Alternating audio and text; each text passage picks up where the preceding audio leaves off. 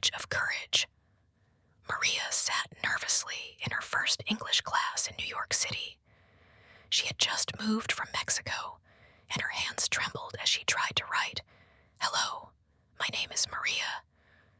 The other students spoke quickly, laughing at jokes she didn't understand. Her face burned with embarrassment.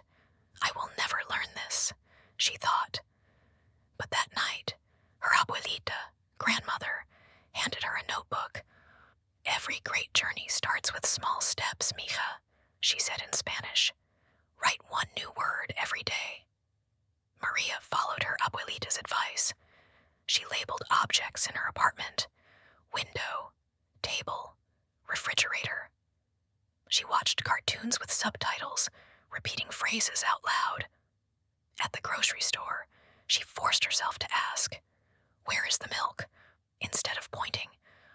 At first, people frowned, not understanding her accent.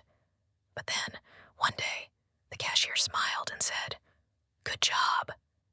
Maria's heart soared. Her big test came when her little brother, Luis, got sick.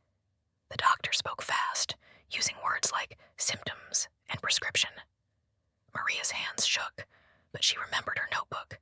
"Please, speak slower," she asked. "I am learning."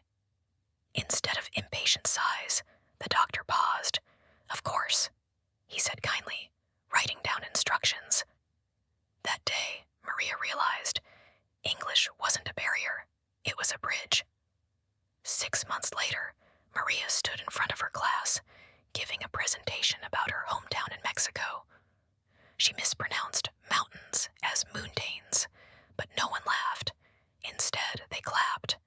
Her teacher said, "Maria, your hard work inspires us." 1 year after her first nervous day in class, Maria's English teacher asked her to volunteer at the community center. "You understand the struggle," she said. "Help others like you."